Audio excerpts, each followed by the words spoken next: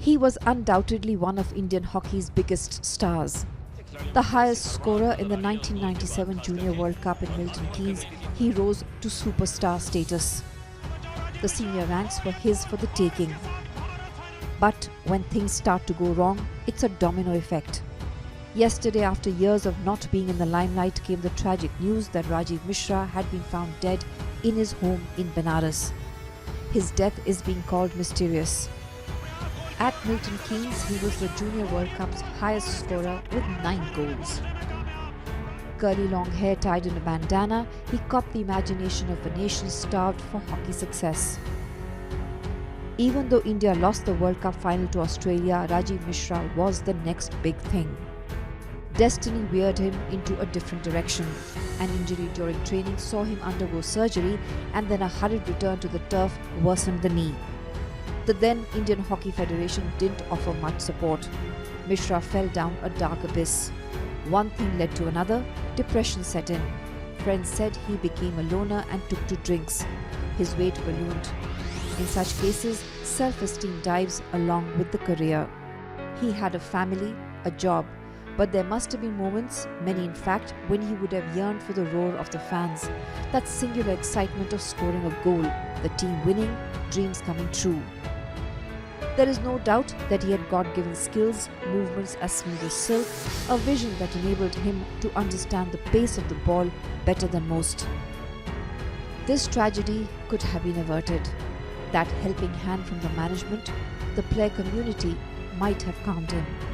Maybe steering him towards coaching would have given him a meaning in what he felt was darkness closing around him.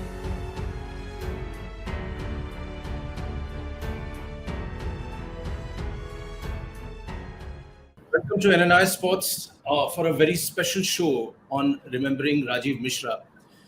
He is a person who was a very prominent junior India hockey player. He could have done much more, but we lost him prematurely at the age of 46. But the story is much more than that. The story is about a game, a sport which is revered in India and in the rest of the world too. Rajiv Mishra could have done much more. Like I'm repeatedly saying, he himself wanted to be recognized as one of the best forwards in the world, but that never happened. It is a story also of regret, a bit of loss. It is a story that if he had been handled better, he could have done much more. But the show is not about pointing fingers at anyone. It is not about a blame game. It is about how hockey players or players from any other format, just leave cricket aside, which is well looked after, can be cared for in the long run. What happens when a star player loses his position or her position? There is loss of fame. There is a feeling of depression. They find it very difficult to adjust to normal life. It is that story. So there are a lot of learnings from here.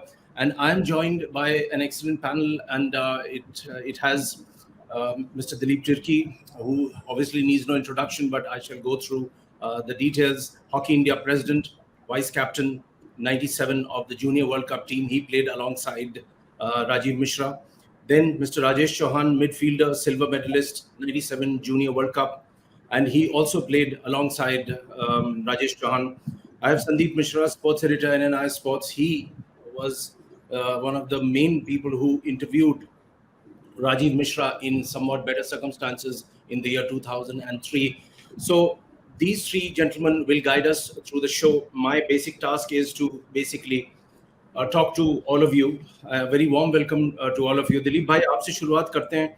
आप राजीव मिश्रा के साथ खेल चुके हैं, आपके अपने memories होंगे. सबसे पहले आप क्या कहना चाहेंगे उस जूनियर वर्ल्ड कप के दौरान क्या हुआ, आपके अपने एक्सपीरियंसेस क्या थे राजीव के साथ खेलते हुए? थोड़ी ऑडियो प्रॉब्लम आ रही है. मैं राजेश चौहान जी के पास जाना चाहता हूँ. राजेश जी, आप खेल चुके हैं राजीव मिश्रा के साथ, आप खुद उनके साथ आपने काफी वक्त गुजारा है. क्या यादें हैं आपकी, कैसे आप उनको याद करना चाहेंगे? नमस्कार जी. सबसे पहले तो ये जो दुखद दिन हमें देखने को मिला है, ये सबसे दुखद दिन है और ऐसा किसी के साथ भी ना हो.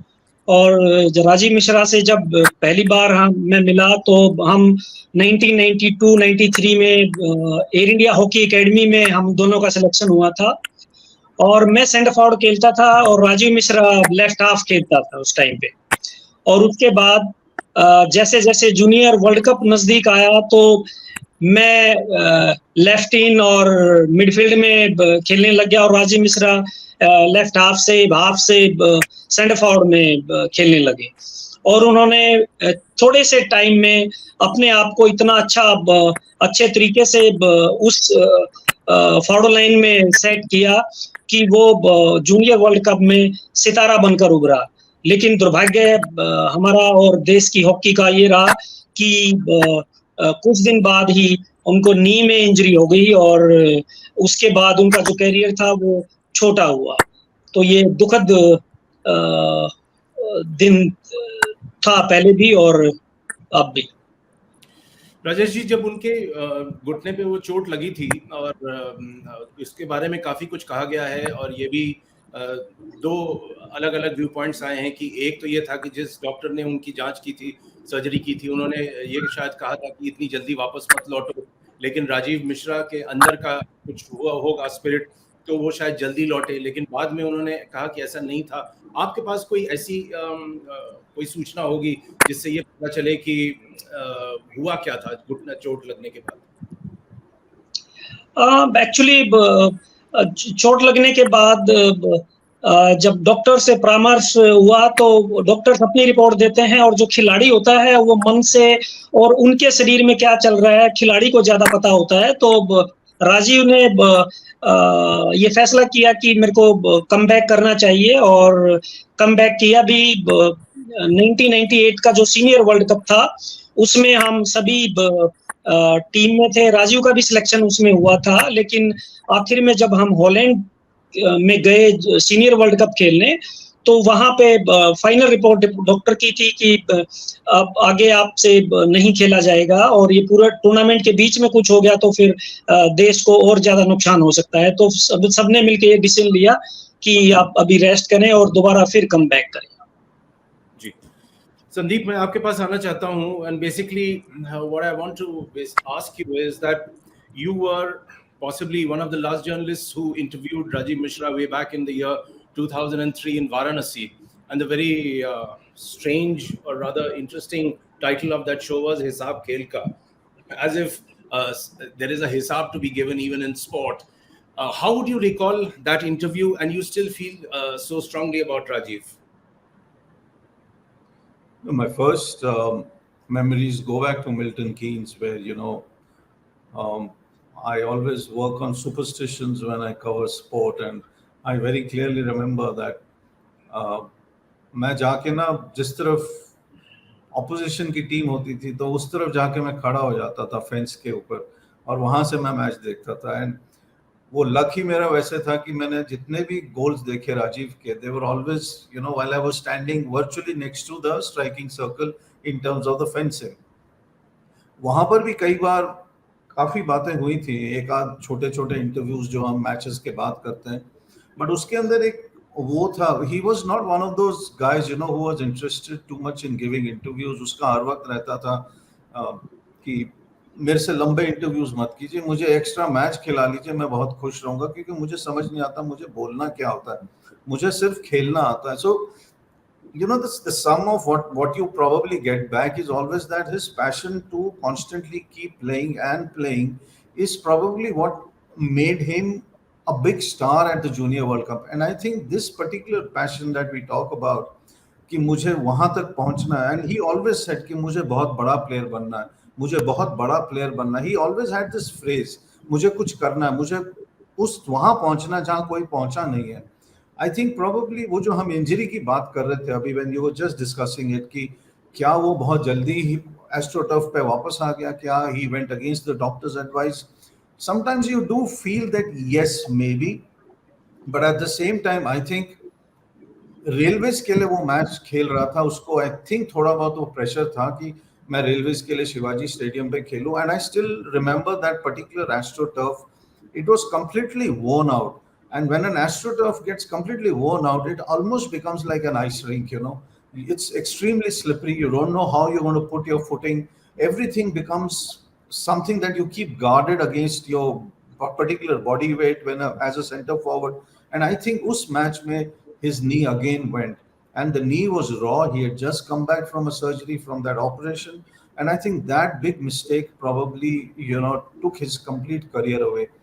But yes, and after that, I think it's up for discussion how players need to understand what they're going through. And I still feel that probably somewhere he kind of put himself down in so many ways that मैं वहां तक पहुंच नहीं पाया.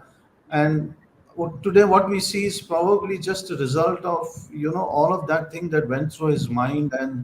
And when we've lost a player, we've lost a good human being, we've lost somebody who could have given much more than just playing to Indian hockey.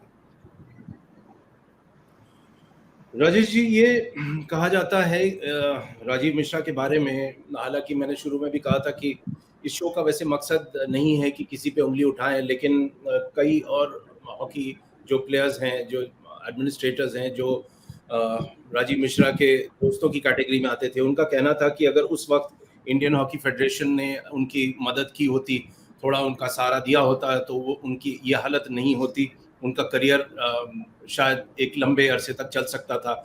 आपकी अपनी सोच क्या है? देखिए, वैसे तो कुछ हैपनिंग हो जाती है, उसके बाद बहुत सारी बातें होती हैं, लेकिन फिर भी मेरा अपना सोचना है कि जो भी प्लेयर किसी के साथ ऐसी इंजरी होती है या कोई भी ऐसा कारण होता है कि वो खेल से दूर होता है, तो हमारे सिस्टम को उस खिलाड़ी को खेल से दूर नहीं जाने देना चाहिए. और अगर हम उनका सही तरीके से यूज कर पाते, जैसे इनसे पहले मोहम्मद शाहिद जी भी 56 साल की उम्र में हमारे से दूर हो गए, तो उनका भी यूज अगर हम हॉकी के लिए, खेल के लिए अगर हम करते, तो आज भी शायद हम उनको देख रहे होते और उन जैसे प्लेयर और ग्राउंड पे आते, खेलते हुए देख रहे होते. तो मेरा मानना है कि आगे ऐसा सिस्टम बनना चाहिए कि ऐसे प्लेयर जो खेल से दूर हो जाते हैं, उनको हमें खेल से दूर नहीं जाने देना चाहिए और उनकी सेवाएं खेल में लेनी चाहिए, जिससे उनका भी भला हो और देश के खेल का भी भला हो. राजीव जी, जैसे क्रिकेट में एक सिस्टम बन गया है कि एक प्लेयर्स का एसोसिएशन है, उसके बाद प्लेयर्स को बीसीसीआई ने पेंशन अब अवार्ड कर दिया है. ये जाहिर सी बात है कि बीसीसीआई के पास पैसा बहुत है और हॉकी शायद उतनी उस लेवल पे नहीं है जो एक रियलिटी है. लेकिन क्या करना चाहिए ताकि प्लेयर्स को कुछ सपोर्ट मिले? क्योंकि सबसे इम्पोर्टेंट चीज़ होती है कि जब किसी प्लेयर को कोई झटका लगता है या वो खेल नहीं पाता है, तो उसकी जो दिमागी संतुलन है वो बिगड़ सकती है. सिर्फ पैसों की बात नहीं होती है. हालांकि राजीव मिश्रा के पास इंडियन रेलवेज की एक अच्छी नौकरी थी, लेकिन उन्होंने अपने आप को अकेले महसूस किया. उन्होंने अपने आप को, शायद ये एक रिग्रेट उनके दिमाग में बार बार आ रहा होगा कि मैं क्या बन सकता था और मैं नहीं बन पाया. आपके हिसाब से क्या किया जा सकता है ताकि प्लेयर्स को ये ना लगे कि वो अकेले हो गए? जैसा मैंने अभी बताया कि हमारा सिस्टम ऐसा होना चाहिए कि फेडरेशन, एसोसिएशन और गवर्नमेंट सबको मिलके, जैसे हमें नौकरी मिल जाती है रेलवे में, राजीव मिश्रा रेलवे में थे, मैं एयर इंडिया में हूँ, कोई पंजाब पुलिस में है, कोई सिंध बैंक में है, तो हमें खेल से दूर हो जाते हैं क्योंकि हमें खिलाड़ी का काम है, किसी स्कूल में खिलाड़ी पैदा करे, किसी कॉलेज में खिलाड़ी पैदा करे, किसी स्पोर्ट्स कॉम्प्लेक्स में वो खेल के खिलाड़ी पैदा करे, जबकि हमें काम दे दिया जाता है दूसरा कि हम ऑफिस वर्क करें, जो हमारी जगह दूसरा भी कोई काम कर सकता है. और जो काम हम कर सकते हैं, 30-35 साल से हम जो काम सीखा हुआ है, जो खेला हुआ है, जो हमें पता है, उस खेल के लिए अगर हम हमारा यूज किया जाएगा तो बेहतर परिणाम निकल सकते हैं. और जैसा हमारे ही देश में ऐसा सिस्टम क्रिकेट ने बनाया है, दिखाया है दुनिया को कि हमारे यहाँ भी ऐसा सिस्टम हो सकता है, तो हमें जरूरत है अपने सिस्टम को सुधारने की, हॉकी के सिस्टम को सुधारने की, अपने पुराने जो प्लेयर हैं उनको यूनाइट होने की, कि हम अलग अलग नहीं, देश के लिए और खेल के लिए हम कुछ करें. हमारा भी फर्ज है कि हम उन खेल के लिए और खिलाड़ियों के लिए कुछ करें, तभी जाके अच्छे रिजल्ट्स हमें मिलेंगे. Mr. Dilip Tirki is back with us. Dilip bhai, I hope you can hear me. मैं आपसे ये जानना चाहूंगा कि जब राजीव मिश्रा का नाम आता है तो उसी टीम में उस वक्त जूनियर वर्ल्ड कप के समय 97 में आप वाइस कैप्टन थे। क्या यादें हैं आपकी राजीव के बारे में?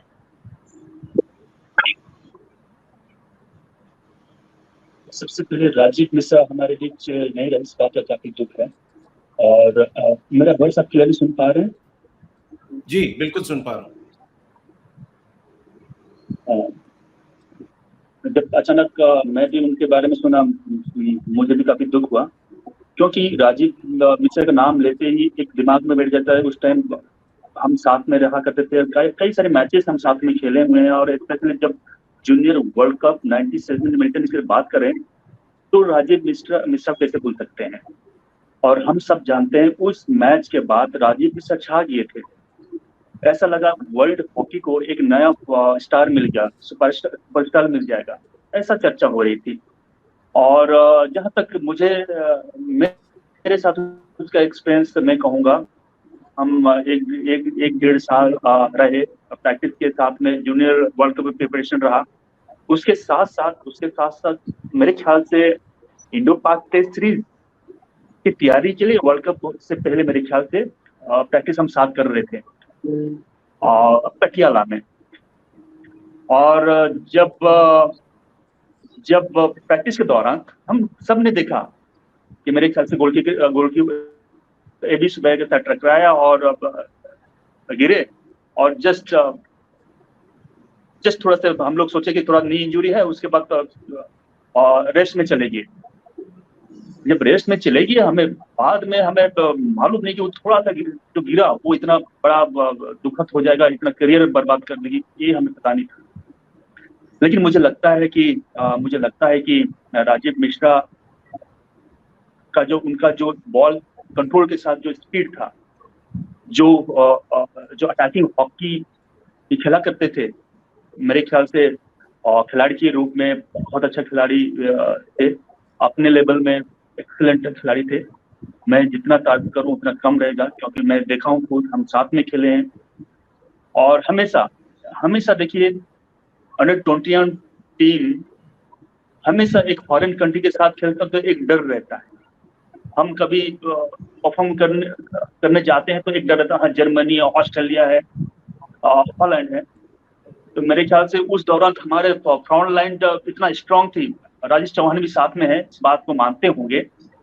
और भी हमारे फॉरवर्ड्स थे, वाइस रावत की बात करें, राजेश चौहान की बात करें, वीरेंद्र की बात करें, साथ में राजीव मिश्रा का उसका परफॉर्मेंस, उसका जो डेडिकेशन, उसका जो कॉन्फिडेंस लेवल कुछ अलग ही था। और पहला टूर्नामेंट में मेरे ख्याल से 9 गोल लगना बहुत बड़ी बात थी, और वो उसने करके दिखाया था जी। आज हमारे बीच में नहीं है। सुनते हुए मुझे काफी दुख लग रहा है, लेकिन इंजरी ने उनको कहां से कहां पहुंचा दिया, इस बात का भी हमें दुख है। दिलीप भाई, मैं आपसे ये भी जानना चाहता हूँ, और इसलिए ये सवाल पूछ रहा हूँ कि मुझे पता है, मैं खुद भुवनेश्वर आके आपसे मिला था, और जो इतना बढ़िया वहाँ पे फैसिलिटीज नवीन पटनायक जी के थ्रू वहाँ बना है। राउरकेला में भी आप लोगों ने बहुत बेहतरीन काम किया है, यंग प्लेयर्स को आप बुला रहे हैं, उनको सपोर्ट कर रहे हैं। ये राजीव मिश्रा वाला जो इंसिडेंट है, ये काफ़ी चर्चित इसलिए भी हो रहा है, ट्रेंडिंग भी हो रहा है, क्योंकि कई जो यंग खिलाड़ी हैं वो जो शायद बहुत ढंग से राजीव मिश्रा को नहीं जानते, वो थोड़ा भयभीत भी हुए हैं। उनको लगता है कि क्या हमारे साथ भी ऐसा हो सकता है। क्या आश्वासन देना चाहेंगे आप हॉकी इंडिया की तरफ से, अपनी तरफ से, क्योंकि आप खुद इतने बड़े खिलाड़ी हैं और एक मिसाल हैं कि जो यंग प्लेयर्स आ रहे हैं उनका ठीक से देखभाल हो?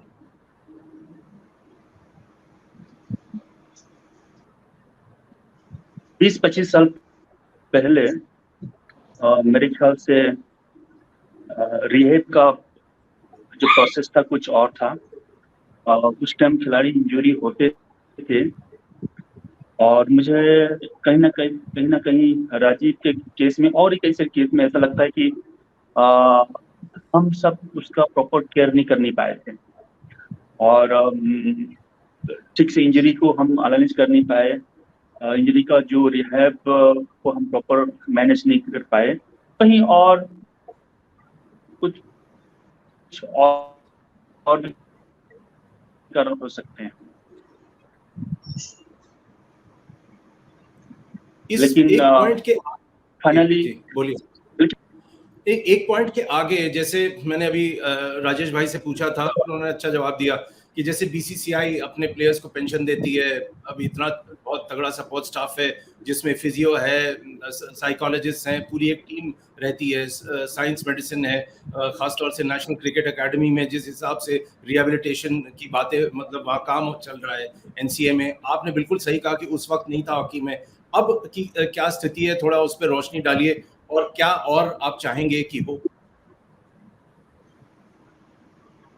आज कोई भी खिलाड़ी इंजरी होता है और हॉकी इंडिया और साई मिलके उसको रिहेब में भेज देते हैं। उसके साथ डॉक्टर भी वहाँ पे देखभाल में रहते हैं, फिजियो भी उनके साथ बातें करके उनके साथ रेगुलर टच में रहकर रिहेब कैसे प्रॉपर हो पाएगा उसके ऊपर काम किया जाता है। और फ्यूचर में भी मैं इतना कहना चाहूँगा, जो प्लेयर कैंप में हो या हमारे स्टार हो, कोई भी प्लेयर यदि ऐसा इंजरी होता है तो डेफिनेटली हॉकी इंडिया और गवर्नमेंट के साथ बात करके, साई के साथ बात करके, तो जो बेटर जैसे जल्द से जल्द कम बैक कर पाएगा और उसके लिए प्रयास जारी रहेगा।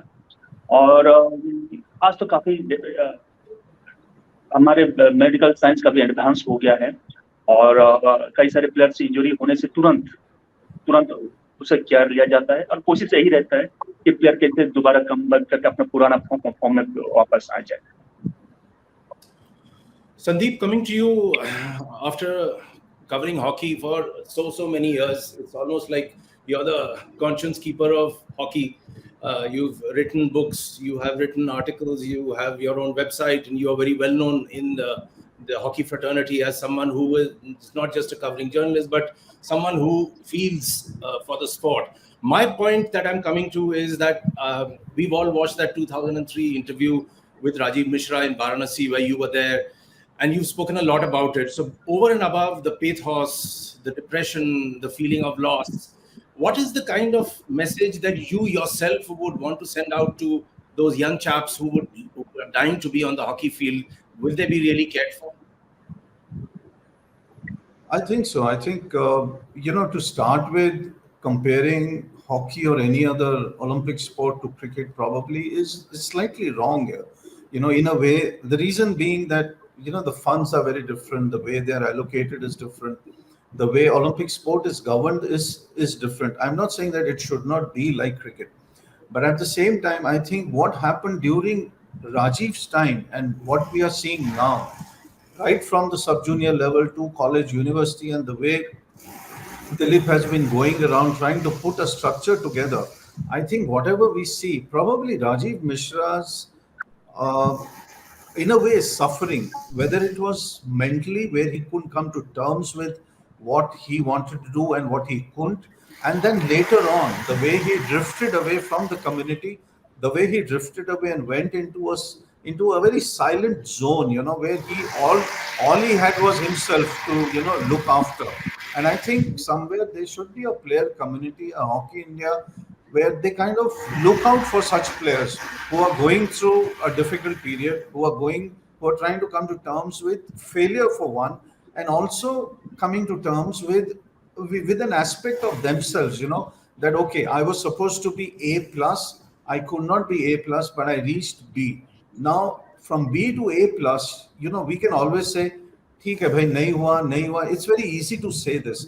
But I think you really need a particular community that can sit with players, sit with coaches, and tell them कि भाई अगर आप यहाँ तक नहीं पहुँच पाए तो नहीं पहुँच पाए, और उसके लिए हम आपके लिए बैकअप्स रख रहे हैं. I think Chauhan made a very, very pertinent point. You are a player. You should be involved with the sport itself. I think आज अगर राजीव मिश्रा इस स्पोर्ट के साथ इन्वॉल्व होता, बनारस में, लखनऊ में, यूपी में, कहीं पर भी कोचिंग भी शुरू कर लेता या उसको उस तरह से थोड़ा देखभाल किया जाता, तो ये जो हम राजीव मिश्रा की कहानी के ऊपर बात कर रहे हैं, the way we are recreating that entire story, that it should be a lesson for Hockey India, for the other players, for so many coaches out there. I think आज राजीव मिश्रा के बारे हम इस तरह से नहीं बात कर रहे होते, हम राजीव मिश्रा के बारे में बात कर रहे होते, क्योंकि राजीव मिश्रा एक प्लेयर थे, ठीक है सीनियर टीम में वो जगह बना नहीं पाए बिकॉज ऑफ इंजरी, लेकिन आज वो एक अच्छे कोच भी हैं. I think that is the point we should have made. जी. Let's listen to some of the sound bites of Rajiv Mishra and try and understand at a point in time in the year 2003 when he gave that interview to Sandeep Mishra, he still had hope, he still had optimism within him, and he had that feeling that given a chance he could be one of the world's best. Let's listen in once. जब गोल मारे तब मुझे नहीं लग रहा था कि इतना टॉप पे पहुंच गया हूँ जहाँ पहुंचना चाहिए जूनियर लेवल में, और 1-2 दिन बाद जब फ़ोन पे बात हुई कुछ लोगों से, मीडिया वालों से, तब मुझे लगा कि हाँ मैं जूनियर लेवल में टॉप पे पहुंच गया. उस समय दर्द नहीं हुआ था, जब टकराया तो फिर उठ के फिर खेलने की कोशिश की है, और ज़्यादा से ज़्यादा 4-5 मिनट ही खेल पाए होंगे. फिर ऐसा लग रहा था कि अब पैर उठा नहीं पा रहा हूँ मैं खुद से. कितने दिनों के बाद लगा कि ये सीरियस प्रॉब्लम है? 2 हफ्ते के बाद. डॉक्टर जोशी का कहना था कि जो मेरे पास प्रिस्क्रिप्शन पड़े हुए थे डॉक्टर राजगोपाल के, वो दिखाने के बाद और उन्होंने जब ऑपरेशन ख़त्म किया उसके बाद मुझसे जो बात हुई, उनका कहना है कि जो लिखा हुआ इस पेपर में उसके अकॉर्डिंग तो उस पैर में कुछ भी नहीं किया गया था. मतलब जो ऑपरेशन पहला था, जो पहला ऑपरेशन हुआ है और जिसमें मतलब राजगोपाल ने जो लिखा है अपने पैर पे कि ये किया गया है, वो सब कुछ भी नहीं किया गया था पैर. राजेश जी, मैं आपसे ये जानना चाहूँगा कि हॉकी एक टीम स्पोर्ट है, लेकिन क्रिकेट भी एक टीम स्पोर्ट है, लेकिन उसमें कुछ स्टार्स बनते हैं, कुछ सुपर स्टार्स बनते हैं और उनका नाम ज़्यादा होता है.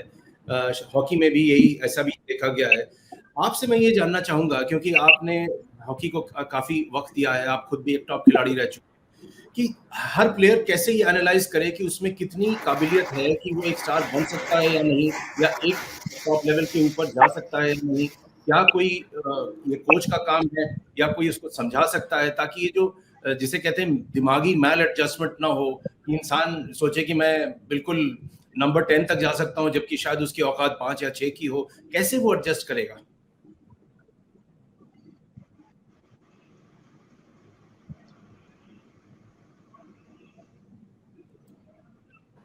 राजेश जी, क्या आप सुन पा रहे हैं मुझे?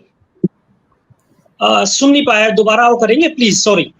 जी, मैं ये आपसे पूछ रहा था कि आप एक यंग प्लेयर को जैसे टीम स्पोर्ट में कैसे एडवाइस करेंगे कि वो अपना जो दिमागी मापदंड है कैसे रखे, कि हर एक की एस्पिरेशन होती होगी कि स्केल ऑफ 1 to 10 वो 10वें पायदान तक जाए, लेकिन शायद उसकी उतनी काबिलियत ना हो या उतनी औकात ना हो, उतना टैलेंट ना हो, तो उसको कैसे हैंडल किया जाए ऐसे सिचुएशंस का? देखिए, जब हम खेलते थे तो जो भी प्लेयर होते हैं, जैसे राजीव ने बताया कि उसका एक ही लक्ष्य था कि मैं टॉप पे कैसे पहुंचूंगा. तो हर प्लेयर का लक्ष्य होता है और लक्ष्य को लेके आगे बढ़ता है और उसी तरीके से वो प्रैक्टिस करते हैं. और अगर हम शुरू से जब खिलाड़ी को जब खेलना स्टार्ट करता है खिलाड़ी, तो उनको सिर्फ ये एडवाइस करें कि वो जो हर दिन जो प्रैक्टिस करते हैं तो वो लिखें भी उस चीज को कि क्या कर सकते हैं, कैसे कर सकते हैं और क्या क्या तरीके वो हो सकते हैं. तो लिखेंगे तो उनको पता रहेगा, और जब वो पढ़ेंगे अपने बारे में और वो क्या करना है, तो वो एक कोच भी बन जाएगा, वो एक रिपोर्टर भी बन जाएगा, और अगर वो चाहेंगे तो वो एडमिनिस्ट्रेटर भी बन सकते हैं. तो ये सारी चीजें आती हैं जब लिखना, आप क्या सोचते हो, कैसे खेलते हो, तो ये सारी चीजें आपके अंदर तब आती हैं जब आप सोचना स्टार्ट करते हो. तो बहुत सारी चीजें ऐसे, बहुत सारे प्लेयर ऐसे बनते हैं कि कोई सिर्फ सोचते हैं और बोलते हैं, और कुछ ऐसे होते हैं जो लिख लेते हैं और क्या करना है उसके ऊपर स्टिक रहते हैं. जैसे आज हम देख रहे हैं कि भारत में ही एक स्टेट है उड़ीसा. दिलीप तिर्की, मैं तो भगवान से प्रार्थना करूंगा कि ऐसे बहुत सारे प्लेयर हर स्टेट में हो. दिलीप तिर्की की वजह से आज भारतीय हॉकी इस मुकाम पे पहुंचा दी है उड़ीसा ने, और उड़ीसा गवर्नमेंट ने इतना प्यार और सम्मान दिया है इस देश को, इतना प्यार और सम्मान दिया है हॉकी के द्वारा. तो ये उनकी लगन थी और भगवान ने उनको हॉकी इंडिया का प्रेसिडेंट बना दिया. तो मैं भी ये चाहता हूँ कि जो उनके मन में है, प्रेस रिपोर्टर्स उनसे पूछें, हर रोज पूछें कि क्या करना चाहते हो, कैसे करना चाहते हो, तो आपको वो बता देंगे कि वो इस देश के लिए क्या क्या कर सकते हैं. जो सिस्टम इन्होंने उड़ीसा में स्टार्ट किया है, मैं चाहता हूँ वही सिस्टम पूरे देश में लागू होगा. तो वो दिन दूर नहीं कि भारतीय हॉकी फिर से दोबारा अपना चरम पे होगी, और कोई भी खेल अगर इसी तरीके से उसको लागू करेंगे तो हर खेल में हम टॉप पे जा सकते हैं। दिलीप भाई, ये उड़ीसा मॉडल जिसके बारे में काफी आजकल चर्चा हो रही, जैसे राजेश भाई ने आपको कॉम्प्लीमेंट भी दिया कि किस हिसाब से पूरे स्टेट ने मिलके हॉकी को सपोर्ट किया, आगे बढ़ाया, ये पूरे देश में इसको कैसे इम्प्लीमेंट किया जा सकता है? और क्या ये सिर्फ इसमें 2 पॉइंट है जिसमें मैं आना चाहता हूँ, इसमें फंड्स का कितना बड़ा रोल है और पॉलिटिशियंस का सपोर्ट कितना जरूरी है? बिल्कुल दोस्त जी, फंड और जो हमारे मुख्यमंत्री हैं उनका सपोर्ट काफी रहा है, मैं कहूँगा 200%। 3 एरियाज में फोकस किया गया है। फर्स्ट इंफ्रास्ट्रक्चर, सेकेंड रहा चैंपियनशिप इवेंट ऑर्गेनाइज करना, थर्ड रहा कोचिंग प्रोग्राम। जब तक हमारे पास इंफ्रास्ट्रक्चर नहीं होगा हम इवेंट करा नहीं सकते, कोचिंग प्रॉपर हो नहीं सकती। इसलिए गर्व के साथ कहना चाहूँगा मैं कि वर्ल्ड के जो बेस्ट स्टेडियम है वो हमारे उड़ीसा में है। फर्स्ट कलिंगा हॉकी स्टेडियम और बिरसा मुंडा हॉकी स्टेडियम, जो कि वर्ल्ड के largest seating capacity hockey stadium है। इसके साथ साथ आप देख लें 6, 7, 10 सालों के अंदर मेरे ख्याल से काफी इंटरनेशनल मैच ऑर्गेनाइज किया गया। चैंपियन ट्रॉफी से वर्ल्ड हॉकी सीरीज से लेके pro hockey league, world cup, 2 countries league, back to back world cup, 2 venue में वर्ल्ड कप कराना 2 वर्ल्ड कप के बराबर है। और तीसरा मैं कहूँगा कोचिंग प्रोग्राम। अब हम रूरल एरियाज में, मेरे ख्याल से पहला ऐसा उड़ीसा होगा, सुंदरगढ़ हॉकी गढ़ है। सुंदरगढ़ 17 जो ब्लॉक्स हैं, 17 ब्लॉक्स में 16 सिंथेटिक साइंस टर्फ बताया गया है और वहाँ पे ग्रास रूट प्रोग्राम ऑर्गेनाइज किया जा रहा है। हर एक ऑलरेडी कोचेस भी उसके लिए अपॉइंट किया गया है। आप जानते होंगे जो डेविड जॉन हैं, जो हॉकी इंडिया के हाई कॉर्ट में डायरेक्टर थे, ये हॉकी डायरेक्टर होकर हमारे उड़ीसा गवर्नमेंट के साथ जुड़े हुए हैं। उसके साथ साथ करियापा जो जूनियर इंडियन टीम के कोच थे, एडगर मास्करन, और भी हमारे जो नेशनल लेवल कोचों को हम यहाँ पर अपॉइंटमेंट दिया गया है ग्रास रूट प्रोग्राम को स्ट्रेंथन करने के लिए। और हम लोग स्ट्रांगली बिलीव करते हैं हमारा ग्रास रूट प्रोग्राम जब स्ट्रांग होगा, बेटर होगा, तो हमारा फ्यूचर हॉकी बेटर हो सकता और बेटर होगा। और इस दिशा में हम लोग काम कर रहे हैं। और डेफिनेटली मैं आज शुक्रिया अदा करना चाहूंगा हमारे जो मुख्यमंत्री आदरणीय श्री नवीन पटनायक सर जी, उनका सपोर्ट 200%। और साथ में आप जानते होंगे यहाँ पे जितने भी हमारे ब्यूरोक्रेट्स हैं कुछ स्पोर्ट से जुड़े हुए हैं, स्पोर्ट से प्यार करते हैं, काफी मदद उनसे मिलती है।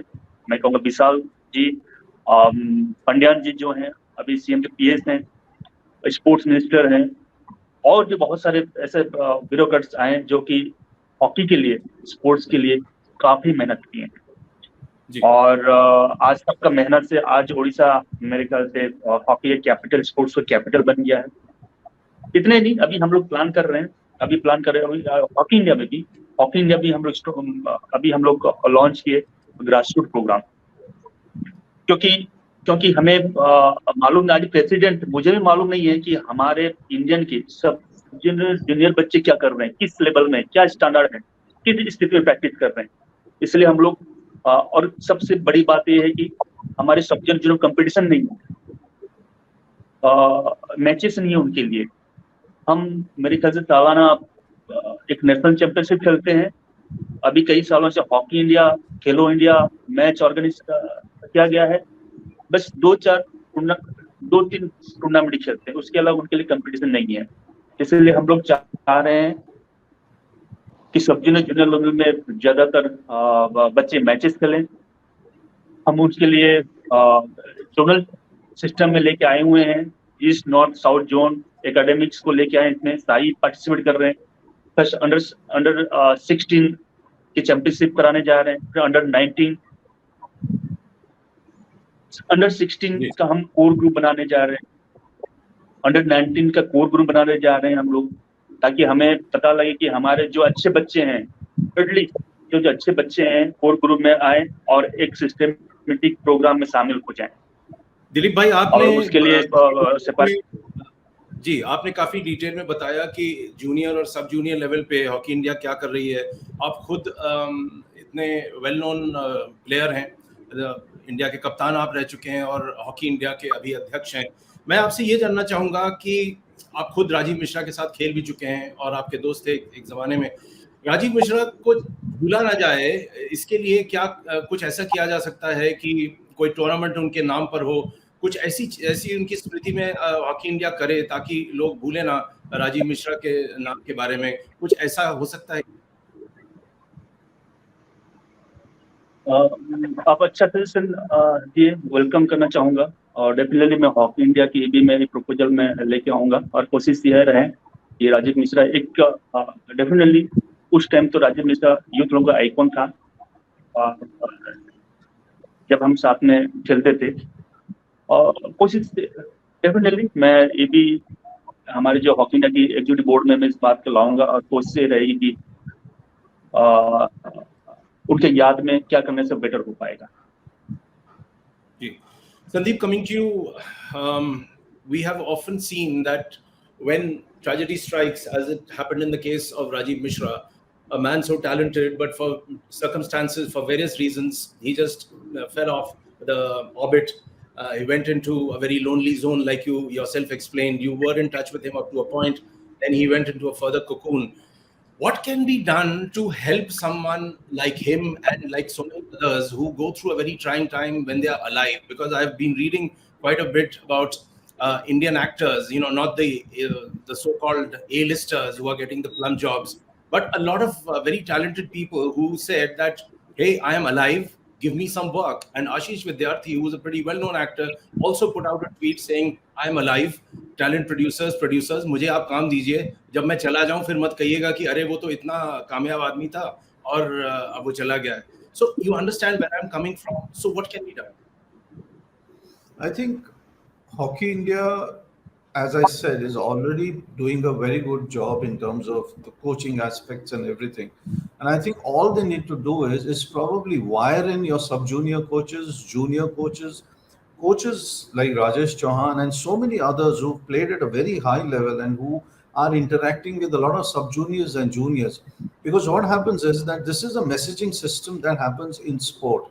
Now you look at Europe, you look at US, the wiring runs from sub-junior up till seniors. Now, if a player is in distress, if a player is malfunctioning, and it's not just physically, even mentally, those signals should be sent out to the parent body, which here becomes the Hockey India body. Now, if a coach says that I happen to know a former player who's going through a tough time, not financially or physically, but mentally, I think the coach should inform the core center, which is Hockey India, and say कि ये player थोड़ा बहुत कठिनाई से निकल रहा है, क्या इसका कुछ हो सकता है, क्या हम कुछ मदद कर सकते हैं इसकी. I think those are the areas where Dilip has or understands these aspects of hockey much better than any player. You have a Hockey India president who's not only an Olympic captain, but he's played the Dutch league. He understands what is happening in Europe. He understands now what is required here. And for tragedies like Rajiv to not happen further, and that we wire in most of these players. देखो, सीधी सी बात है कि आप हर player के ऊपर निगरानी नहीं रख सकते हो, निगाह नहीं रख सकते हो, ये बहुत मुश्किल होता है. लेकिन जहां तक जितने भी कोचेस हैं, सबको मालूम था, या सबको एटलीस्ट बहुत प्लेयर्स को मालूम था कि राजीव का एक पीरियड चल रहा है जो कि ठीक नहीं है. क्या यहाँ उसकी मदद हो सकती थी? हाँ, हो सकती थी. कौन कर सकता था? Just to say that hockey India को ही करना चाहिए, मुझे लगता है गलत है. I think this is probably a system that needs to be evolve. और ये सिस्टम अगर हम लगा लें तो शायद सब जूनियर और जूनियर लेवल में भी ये एक लेसन बन जाएगा कि भाई Rajiv was a great player, senior नहीं खेल पाया, ठीक है, बट जो कठिनाइयों से वो निकला था, हम शायद उससे एक सीख ले लें.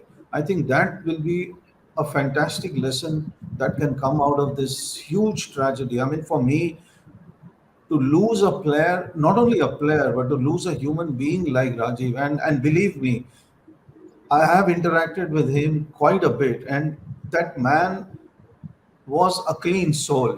He was somebody who only wanted to be a top-ranked player. That's all. The rest of the things didn't matter to him. And I think that is one big reason that he couldn't spread himself out. That is one reason why we saw what happened. Otherwise, this would not have happened to him. Rajesh Chauhan ji, इस show के अंत में आपसे ये जानना चाहूंगा कि राजीव मिश्रा को आप कैसे याद करना चाहेंगे?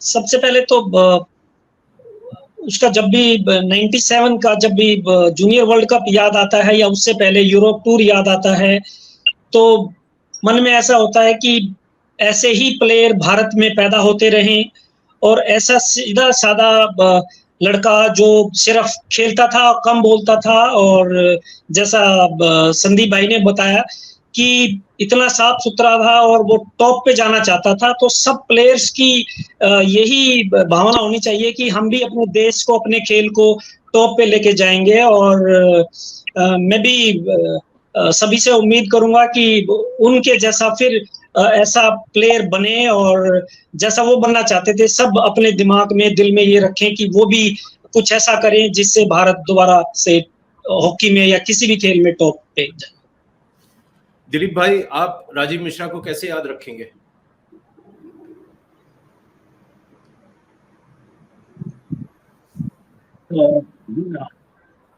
राजेश मिश्रा हमेशा एक स्टार के रूप में हमारे बीच हैं। एक जूनियर लेवल में वर्ल्ड हॉकी में उन्होंने अपना पहचान बना चुके हैं। मेरे ख्याल से हम कोई नहीं भूलेगा जो उस एरा में जो हॉकी के समझते हैं, जो उस एरा में हॉकी देखे, उनका गेम देखे, कोई नहीं भूलेंगे मेरे ख्याल से। और मैं धन्यवाद देना चाहूँगा संदीप जी को कि उनका एक बहुत अच्छा मेमोरी आप कैप्चर करके रखे हुए हैं। मैं भी देख नहीं पाया था और हमारे हॉकी इंडिया की तरफ कोशिश रहेगा कि उनका जो कंट्रीब्यूशन रहा है वो शॉर्ट टाइम के लिए और जिस लेवल का, जिस क्वालिटी का खिलाड़ी रहा है कि हमारे यूथ उनके बारे में जाने। Sandeep, your closing comments on Rajiv Mishra on this show. How would you remember him? I only remember him from the 97 World Cup, and you know that interview was a very different aspect. But for me, the memories are of him scoring those goals against Australia, against Cuba, and that match winner against Germany. I mean, Rajesh has hundreds of stories of that junior World Cup. मतलब पिटारा खोल लेगा राजेश चौहान आज अगर, तो वो इतनी कहानियां निकाल लेगा वहां से कि वो सेमीफाइनल में क्यों हुआ, कैसे हुआ। दिलीप तो he was a great player even during that phase. ये आई थिंक अटलांटा ओलंपिक्स के बाद ये जूनियर वर्ल्ड कप दिलीप के लिए बहुत बड़ा टूर्नामेंट था। Vice captain Baljit Singh Saini was captain there, Rajesh Chauhan central midfielder. तो मुझे याद है कि पहले थोड़े बहुत मैचेस में फॉरवर्ड लाइन में भी राजेश काफी घुस जाते थे राजीव मिश्रा के साथ। लेकिन राजीव का जो वो जो पैशन था जो कि स्ट्राइकिंग सर्कल में था, वो बहुत कम प्लेयर्स में आपको दिखता है कि मुझे आई नीड द गोल्स, मुझे गोल चाहिए, मुझे वो बॉल फीड चाहिए। तो for me 97 junior world cup will always be this massive thing just because of one man. Of course it's a team game, but एक प्लेयर हर वक्त निकलता है इतना बड़ा।